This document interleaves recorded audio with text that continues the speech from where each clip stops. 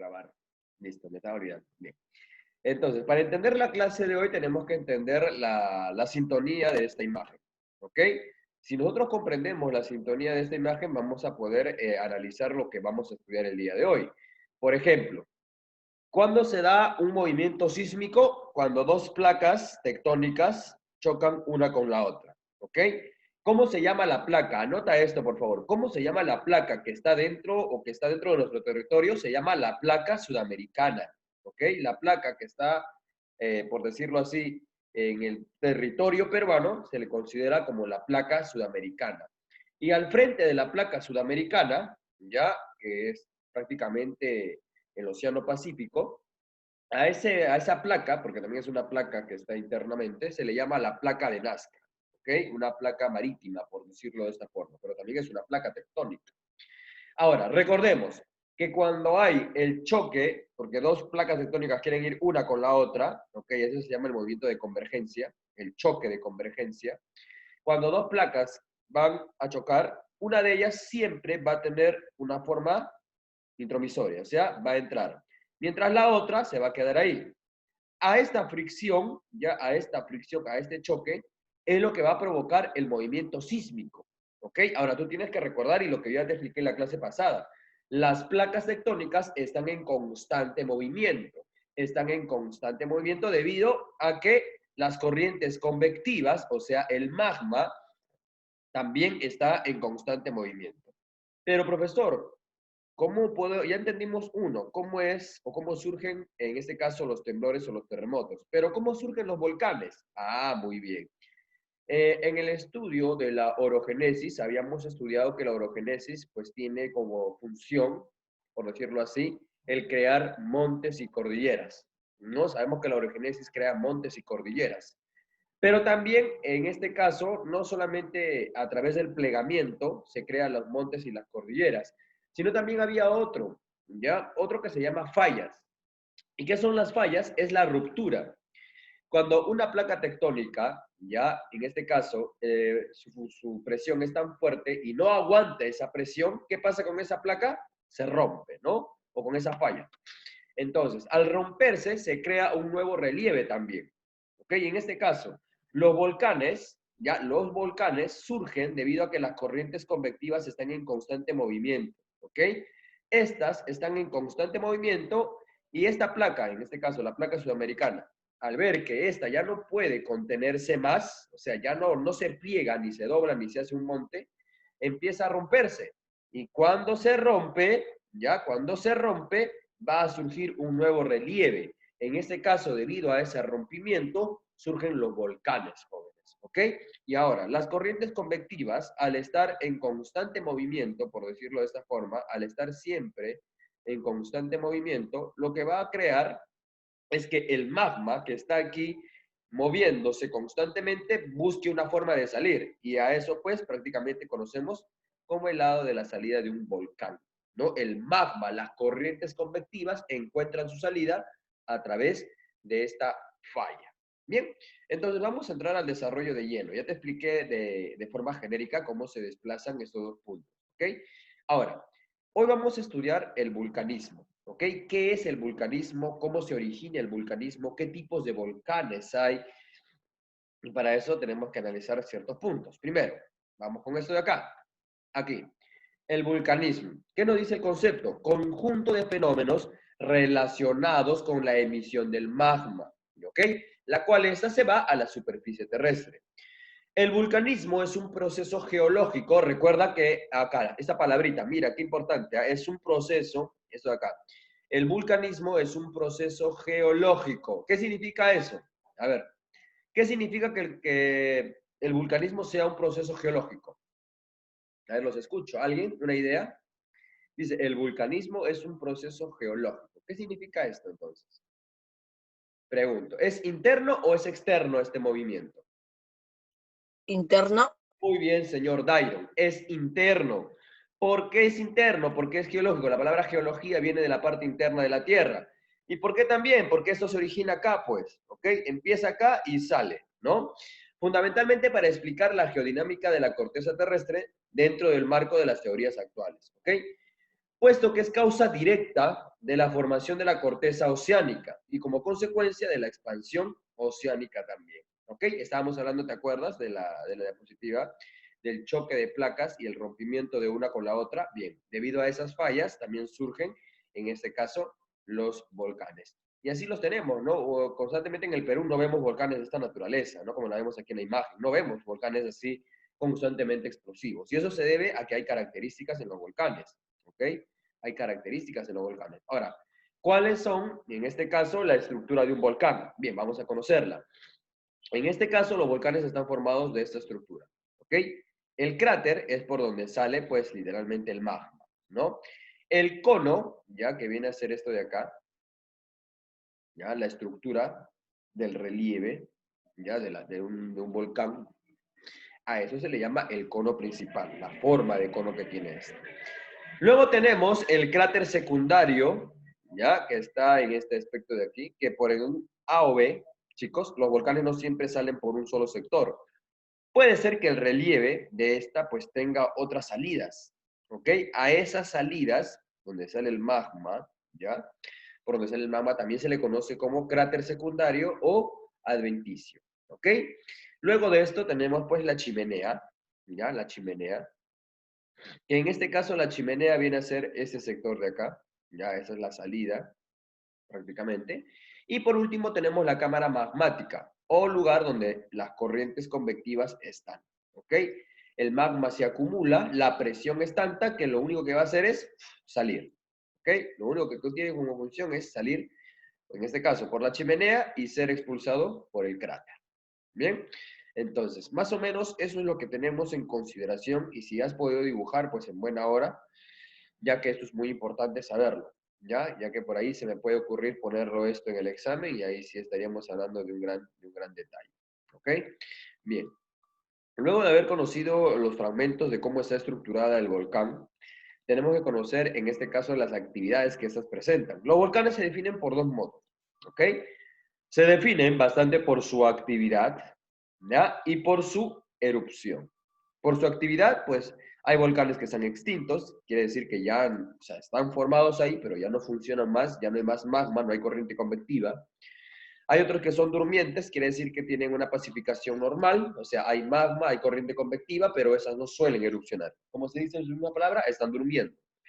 Y el otro punto es que son activos, ¿ok? Estos sí son volcanes que están en constante actividad y en constante movimiento. Ahora, por su erupción, hay cuatro tipos: el hawaiano, el estromboliano, el vulcaniano y el peleano. ¿Ok? En este caso, ya el peleano, el vulcaniano, el estrombiano, el hawaiano tienen ciertas características. Y profesor, ¿cómo son? Bien, vamos a analizarlas. ¿Ok? Vamos a analizarlas. Aquí. En este caso, esa es la corriente, por decirlo así, en este caso, la erupción hawaiana. Si nosotros nos damos cuenta en la imagen, hay volcanes que están muy cercanos, en este caso al océano, y en este caso su cono es muy corto, ya como te puedes dar cuenta, no son tan empinados. ¿Ya? Otra característica, pues que el magma se presentan como lagos o como ríos que se van trasladando en este caso y terminan evaporándose en el océano. ¿Ok? Tal como lo vemos en la imagen aquí abajo. Entonces la característica de la erupción hawaiana, cono corto, cercanos al mar, y se desplazan a través de largos ríos de lava. ¿Ok? Y aquí como podemos ver, y eso se da prácticamente en las partes más cercanas a los océanos.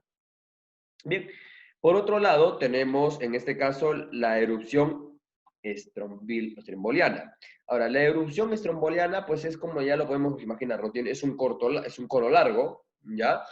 No solamente expulsa magma, perdón, sino también expulsa en este caso ciertos químicos, también pueden expulsar ciertas rocas, las cuales pues la presión hace que en este caso suele salir con una velocidad muy fuerte, por decirlo de esta manera, ¿ok? Y la cual pues en este caso, este volcán es conocido por su fiereza, por decirlo de esta forma, ¿ok? Es conocido por su fiereza, o sea, muy furioso. Ahora, en este caso, pues presenta lo que es el lapín y la bomba, que vienen a ser fundamentos de explosión y sonido, ¿no? El volcán surge con una explosión muy fuerte, la cual, pues, la vemos aquí a través de este guía. Luego también tenemos la erupción vulcaniana, ¿no? La erupción vulcaniana, pues, prácticamente es como una chimenea, no expulsa magma. Nosotros nos damos cuenta, solamente va a expulsar la ceniza que este volcán tiene, ¿no? Las explosiones son muy violentas y llegan a destruir el tapón, en este caso el cono, ¿ya? El cráter. Pero solamente, como tú te puedes dar cuenta de esta situación, es que solamente se puede ver o se visualiza en este aspecto lo que es el hecho de la ceniza y no del magma, ¿ok? No del magma. Y por último, pues tenemos en lo que es la erupción pleniana, ¿no? La erupción pleniana, pues prácticamente es donde la ceniza también se hace visible, ¿ok? La ceniza es muy visible, pero en este caso las salidas también no solamente es el aspecto hacia arriba, sino también se desplaza hacia la parte de abajo, ¿no? La ceniza suele expandirse debido a que también por ciertos sectores de este volcán suele tener ciertos cráteres secundarios, ¿no? Bien, ya tenemos las 4 estructuras más relevantes de cómo están formadas los volcanes en el mundo entero.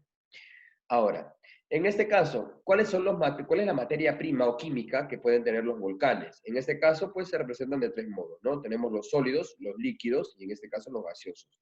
En cuanto a los sólidos, ya son, pues conocemos como la ceniza, ¿no? El apini, que es un tamaño de ceniza también, y la bomba volcánica, que son tamaños a 100 centímetros, ¿no? Esa es la forma de expulsión, por decirlo de esta forma, el tamaño que alcanza erupcionar un volcán. En los líquidos, pues tenemos los geyser y las fuentes termales, que son también tipos de volcanes, donde no se presentan a través del magma, pero sí calientan el agua. Y al calentarse el agua, la presión suele salir hacia arriba también en forma de agua cálida, ¿no? Y por último tenemos las gaseosas, que son las fumarolas o las sulfotara, que vienen a ser volcanes también inactivos, por decirlo de esa forma. La lava se da de dos formas, ¿no? La lava ácida, la cual fluye con dificultad, formando ciertos tapones, ¿ya? No suele salir con la tempestuosidad que se pueda decir, sino que se quedan ahí fragmentados. Y la básica, la cual fluye con facilidad, generando extensivos ríos, en este caso de lava, ¿no? En este caso, la ácida podría ser estas de aquí, esta y esta, ya que no se presenta magma. En cambio, en esta de acá, ya en la hawaiana y en la estromboliana, pues se generan como erupciones o lava fluida, por decirlo así, ya que terminan en grandes charcos y algunos de ellos pues también terminan en los océanos, ¿no? Entonces tenemos las características generadas ahí. Bien, entonces ya sabemos más o menos cómo se originan los volcanes y cuáles son sus características. Ahora, para nosotros entender esta situación, pues tenemos que analizar que en el Perú, ya viendo un poquito más cercano a nuestro país, nosotros también tenemos que darnos cuenta que la mayoría de volcanes están ubicados en la parte sierra y costa de nuestro país, ¿ok? En este caso, en el Perú, ¿ya? En el Perú prácticamente tenemos cerca, un ratito por favor, si no me equivoco los datos, en el Perú tenemos cerca de 7 volcanes activos, por decirlo de esta forma, ¿no? Donde la cuales pues la mayoría están ubicados en la parte de Arequipa, ¿no? Los volcanes más representativos son el Huancaputina, el Chanchani y el Misti, que son volcanes que están en una altitud promedio, por decirlo de esta forma. Ya que muchos de estos volcanes, pues el Perú no es un país, como ya vuelvo a reiterar, altamente volcánico, pero sí es un país altamente sísmico, ¿ya? Ahora, eso es lo que vamos a estudiar el día de hoy, los movimientos sísmicos. Lo hemos visto muchísimas veces en varias películas, lo hemos podido percibir en varios momentos que se puedan percibir directamente, ¿no? Pero los movimientos sísmicos también tienen su forma y cómo se caracterizan. Ahora, nosotros sabemos que los sísmicos son un conjunto de vibraciones producidas por una fuerte sacudida de un punto del globo terrestre. A eso le vamos a llamar dos palabritas importantes, epicentro, las cuales son registradas directamente en el hipo y el epicentro, que vamos a ser dos puntos que vamos a estudiar hoy. Ahora, podemos señalar también que se producen cuando hay una tensión acumulada en las capas y esa se libera de una energía y en este caso al frotarse las placas tectónicas liberan energía y eso va a ser un propenso, perdón, a que empiecen a surgir los movimientos sísmicos. Ahora, en este caso, para que tú entiendas, tenemos que saber que el Perú está ubicado en esto, ¿ok? Está ubicado en esto. Profesor, ¿qué es eso? ¿Qué es eso? A eso se le llama el cinturón de fuego, ¿ok? O el anillo de fuego también por decirlo de esa forma, ya que estamos en el lugar donde prácticamente son lugares donde hay más movimiento sísmico, ¿ok? Donde hay un mayor desplazamiento de movimiento sísmico a diferencia de otros lugares, ¿ok? Ahora, ¿cómo se dan los movimientos sísmicos? Pues se dan a través del diastrofismo, ¿ok? Del movimiento de las placas o también porque algún volcán está erupcionando. Ahora, como ya te puedes dar cuenta acá, En el mundo existen 3 lugares que son las más fuertes donde se dan pues, los movimientos sísmicos regulares. En este caso, en el círculo o cinturón circunpacífico, o también conocido como el Anillo de Fuego, ya está pues prácticamente en Asia, Oceanía y América, 3 continentes. La zona mediterránea, en ellos pues se da en Europa, solamente la parte de los Alpes, África del Norte, la India, en este caso el Himalaya, ¿no? Y la dorsal mesoatlántica y mesoíndica representa un 11% de la actividad en el mundo. En ellos se da solamente el Océano Atlántico y el Océano Índico. ¿Ok? Entonces ya sabemos más o menos cuáles son las causas. El diastrofismo, los movimientos de las placas y el vulcanismo también. ¿Ok? Es importante que tú sepas esto para que tú tengas en consideración que en el Perú, pues, tú has experimentado ya en el 2007 una actividad sísmica muy relevante. Entonces tú sabes más o menos cómo se describe cada una de estas, ¿no? Y que hay que estar preparados ante una situación de esta naturaleza. Ahora, ¿cuáles son las partes de un movimiento sísmico? Bien, las partes de un movimiento sísmico se presentan de dos maneras, ¿ok? Primero, el hipocentro. El hipocentro se le define como el lugar donde la energía se libera, ¿ok? Donde la energía se libera. El punto donde se da el choque o la frotación de dos placas, ¿ok? Ahora, no solamente puede ser por la frotación de dos placas, también puede ser por una falla, como lo puedes ver aquí. Se desliza un pedazo de territorio, ya, se crean nuevos relieves, y en este caso, pues, al ver ese punto, a esta ruptura, se le llama también un movimiento sísmico, ¿ok? Lo que vemos de amarillito acá son las ondas sísmicas. Son prácticamente hasta dónde va a topar o hasta qué radio va a llegar este movimiento sísmico. Y en este caso tenemos otra palabrita llamada el epicentro. Eso es lo que nosotros hemos escuchado, ¿no? Cuando dicen, hay un temblor, el epicentro ha sido en Ica, o el epicentro ha sido en Chincha, el epicentro ha sido en Lima. El epicentro viene a ser el lugar, ¿ya? El lugar donde se vio más afectada, en este caso, por la masa o por la fuerza de las ondas sísmicas, ¿ok? Entonces, eso es lo que más vamos a conocer y a desarrollar en lo que es las partes de un movimiento sísmico, ¿no? Ahora, y por último, para nosotros tener en cuenta esta situación, ¿ya? Para tener en cuenta esta situación, podemos entender también esto. Las escalas sísmicas, ¿ok? La magnitud y observaciones. En este caso, la intensidad se mide, pues, debido a la magnitud que este temblor o este movimiento telúrico pueda tener, ¿no? En este caso, por ejemplo, si son de 2,5, ya suelen ser sismos débiles, ya registrados en este caso. Mira, ¿cómo se llama el método o qué método se utiliza para medir los sismos? El sismógrafo. ¿Okay? El sismógrafo es el método para poder medir los movimientos telúricos en la Tierra. Si es de 0,6 a 3,1, también se le presenta como muy débil, ¿ok? Percibido solamente por personas que están en reposo. En este caso, cuando estás acostado, se mueve ligeramente, no se mueve mucho, inclusive. Ahora, si es de 3,2 a 3,7, ya se le conoce como un terremoto ligero, percibido en áreas densamente pobladas por una parte de la población. 3,8 a 4,3 ya es un temblor moderable, ¿ok? Esto ya es sentido prácticamente por las personas. Si es de 4,4 a 4,9 ya es algo fuerte, ya se percibe, ya prácticamente ya hay movimiento fuerte. De 5 a 5,5 son prácticamente, ya es un movimiento más agitado, ya a tal punto que el caminar ya es inestable y el estar afuera también ya es un poco difícil, ¿no? Ya que ahí sí se ve prácticamente cómo las casas inclusive se pueden mover. De 5,6 a 6,1 ya se le considera un terremoto, ¿ok? Ya prácticamente las cosas empiezan a caer de su lugar y en este caso pues se siente con mayor eficacia, ¿no? En este caso de 6,2 a 6,7 ya es un colapso parcial de estructuras. Ya con este movimiento, ya hasta este punto, ya algunas casas pueden caer si no tienen una buena estructura y los edificios también suelen tener daños irreparables, ¿no?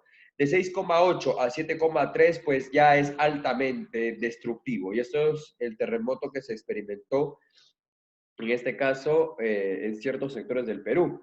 Pero el que se experimentó en el 2007 en Ica fue de 7,9. ¿Ya? Eso sí ya es daño grave.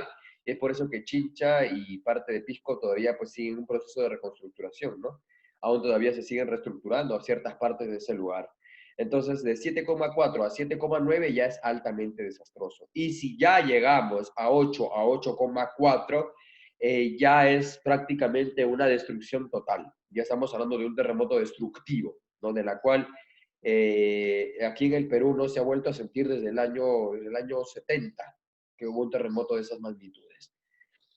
Algunos geólogos dicen que por el silencio sísmico que hemos estado teniendo, es posible que el Perú experimente en una parte de su historia un terremoto de 8 grados. Entonces hay que estar preparados para eso, ¿no? Y la última parte, que es de 8,5 a 9, ya es altamente catastrófico. Ya estamos hablando de destrucción global.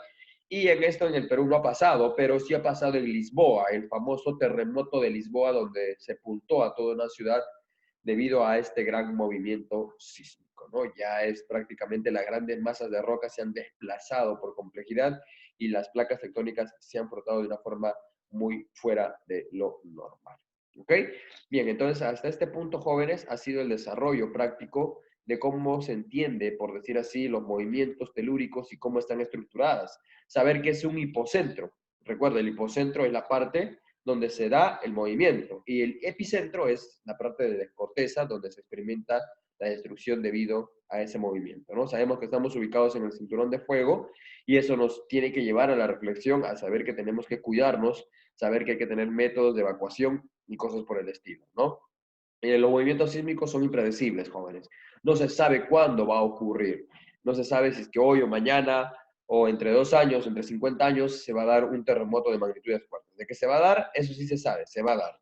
En cuanto al tema de los volcanes, pues aquí en el Perú no nos preocupamos mucho por esto, ya que la población no vive muy cercano a estos lugares como en otros países que sí viven muy cercano a estos lugares que vienen a ser pues peligrosos. El vivir ya cerca a un volcán es literalmente un hecho muy peligroso, ¿no?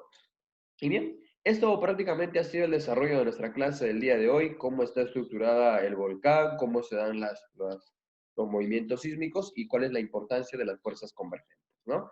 Bien, jóvenes, hasta aquí pues prácticamente ha sido el desarrollo de la clase. Espero que pues hayamos podido aprender un poco más acerca del desarrollo genérico y estructural de nuestro planeta. Bien, hasta aquí alguna pregunta, alguna duda, jóvenes. Si alguien por aquí tiene algo que preguntar, algo que poder, capaz no le quedó algo claro.